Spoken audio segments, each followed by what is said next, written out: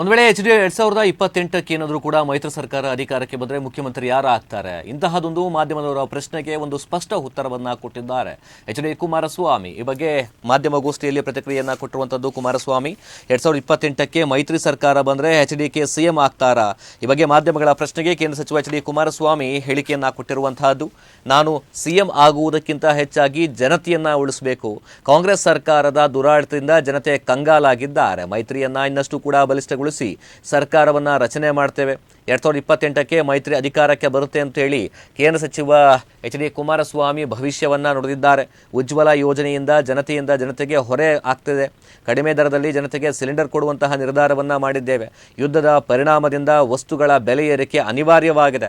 ಕರ್ನಾಟಕದಲ್ಲೂ ಕೂಡ ಸಿಲಿಂಡರ್ ಬೆಲೆ ಏರಿಕೆ ಅನಿವಾರ್ಯ ಆಗಿರತಕ್ಕಂತಹದ್ದು. ಇದರಿಂದ ಸಾಕಷ್ಟು ಸಮಸ್ಯೆಗಳನ್ನ ಎದುರಿಸ್ತಾ ಇದ್ದಾರೆ. ಈ ಸಮಯದಲ್ಲಿ ಕೇಂದ್ರದಲ್ಲಿ ಕಾಂಗ್ರೆಸ್ ಅಧಿಕಾರದಲ್ಲಿದ್ದರೆ ಏನ್ ಮಾಡ್ತಿತ್ತು? ಟೇಕೆಗಳನ್ನ ಮಾಡೋದೇ ಕಾಂಗ್ರೆಸ್ ಕೆಲಸ ಅಂತ ಹೇಳಿ HD ಕುಮಾರಸ್ವಾಮಿ ಕಾಂಗ್ರೆಸ್ ಸರ್ಕಾರದ ವಿರುದ್ಧವಾಗಿ, ಕಾಂಗ್ರೆಸ್ ನಾಯಕರ ವಿರುದ್ಧವಾಗಿ ವಾಗ್ದಾಳಿಯನ್ನ ಮಾಡಿದ್ದಾರೆ. ರಾಜ್ಯದಲ್ಲಿ ಕಾಂಗ್ರೆಸ್ ಸರ್ಕಾರ ಬೆಲೆ ಏರಿಕೆ ಮಾಡಿಲ್ವಾ ಅಂತೇಳಿ ಗರಂ ಆಗಿರುವಂತಹದ್ದು. ಇನ್ನು ಕೇಂದ್ರದ ಬಗ್ಗೆ ಮಾತನಾಡುವಂತಹ ನೈತಿಕತೆ ಕಾಂಗ್ರೆಸ್ನವರಿಗೆ ಇಲ್ಲ ಅಂತ ಹೇಳಿ ವಾಗ್ದಾಳಿ ಮಾಡಿದ್ದಾರೆ HD ಕುಮಾರಸ್ವಾಮಿ. CM ಆಗಬೇಕು ಅನ್ನೋದಕ್ಕಿಂತ ಹೆಚ್ಚಾಗಿ ನಾನು ಜನನ ಉಳಿಸ್ಬೇಕು, ಆ ಒಂದು ಶಕ್ತಿ ಇವತ್ತು ಮೈತ್ರಿ ಸರ್ಕಾರಕ್ಕೆ ಬರಬೇಕು. ಅದು ನನ್ನ ಮೊದಲನೇ ಆದ್ಯತೆ.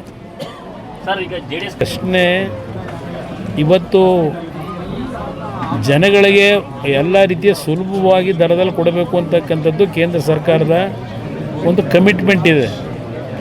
ಆದರೆ ಇವತ್ತು ಕೊಲ್ಲಿ ರಾಷ್ಟ್ರಗಳಲ್ಲಿ ಯುದ್ಧ ಏನು ನಡೀತಾ ಇದೆ, ಈಗಾಗಲೇ ಮತ್ತೆ ನೆನ್ನೆಯಿಂದ ಪ್ರಾರಂಭ ಆಗಿದೆ.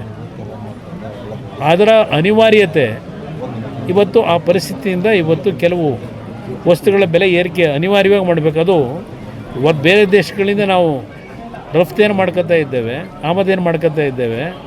ಇವತ್ತು ಬೆಲೆ ಎಲ್ಲದೂ ಜಾಸ್ತಿ ಆಗ್ತಿದೆ. ಹಲವಾರು ದೇಶಗಳಲ್ಲಿ ಇವತ್ತಿಂಥ ಒಂದು ಪರಿಸ್ಥಿತಿ ಆ ಯುದ್ಧದಿಂದ ಪ್ರಾರಂಭ ಆಗಿದೆ. ಇವತ್ತು ಕಾಂಗ್ರೆಸ್ನವ್ರು ಇದ್ದಿದ್ರೆ ಏನು ಮಾಡ್ತಿದ್ರು? ಟೀಕೆ ಮಾಡೋರು. ಇವರಿದ್ರೆ ಏನು ಮಾಡೋದು? ಈಗ ಈ ಸರ್ಕಾರ ಕಳೆದ 3 ವರ್ಷದಲ್ಲಿ ಯಾವ್ಯಾವುದಕ್ಕೆ ಎಷ್ಟೆಷ್ಟು ಬೆಲೆ ಏರಿಕೆ ಮಾಡ್ಕೊಂಬಂದ್ರೆ ಯಾಕೆ ಏರಿಸಿದ್ರು ಬೆಲೆ?